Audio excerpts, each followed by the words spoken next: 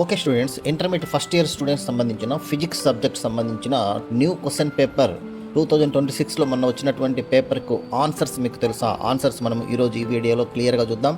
మీకు ఎన్ని మార్కులు వచ్చినాయో మీరు టెస్ట్ చేసుకోండి ఈ వీడియో చూస్తూ. ఇక ఆలస్యం ఎందుకు, వెంటనే స్టార్ట్ చేద్దాం.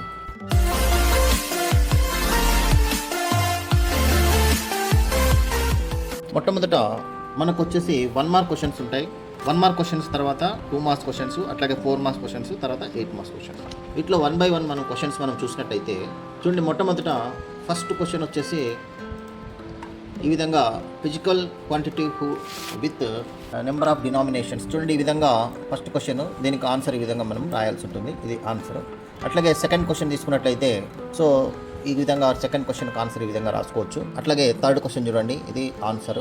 అట్లాగే ఫోర్త్ క్వశ్చన్ ఆన్సర్. అట్లాగే ఫిఫ్త్ క్వశ్చన్ ఆన్సర్ ఇది.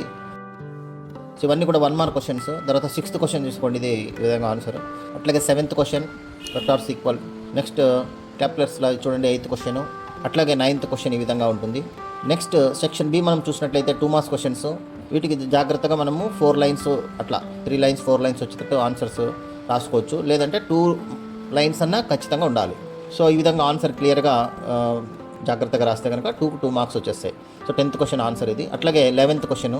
Next 12th question answer. Next అట్లాగే 13th క్వశ్చన్ చూడండి, ఇది ఆన్సరు.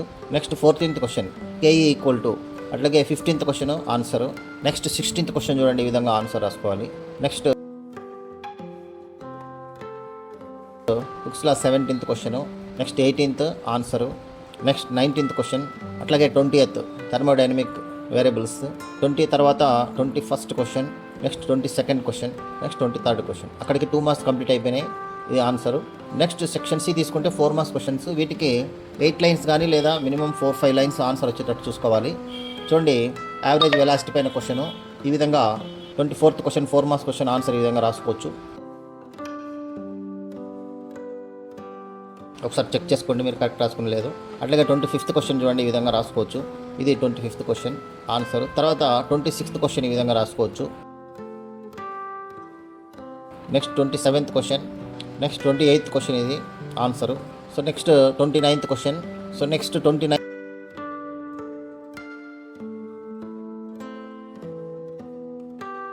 తర్వాత 30th క్వశ్చన్ చూడండి, ఇది 4 marks question. Next 31st question answer ఇది.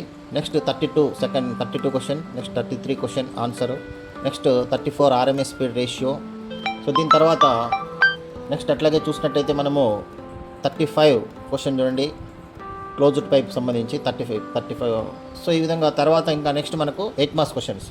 8 మార్క్స్ క్వశ్చన్స్లో ఈ విధంగా లాంగ్ ఆన్సర్స్ కాబట్టి జాగ్రత్తగా ఇవన్నీ కవర్ అయ్యేటట్టు చూసినట్లయితే డెరివేషన్ వెరీ ఇంపార్టెంట్ క్వశ్చన్ వచ్చింది. సో ఈ విధంగా మనం చేసుకోవచ్చు. ఇది 8 మార్క్స్ క్వశ్చన్ అనమాట. అట్లాగే ఇంకొకటి 8 మార్క్స్ క్వశ్చన్ చూడండి, ఈ విధంగా ఆన్సర్ ఈ విధంగా రాయాలి, డెరివేషన్ ఇది కూడా.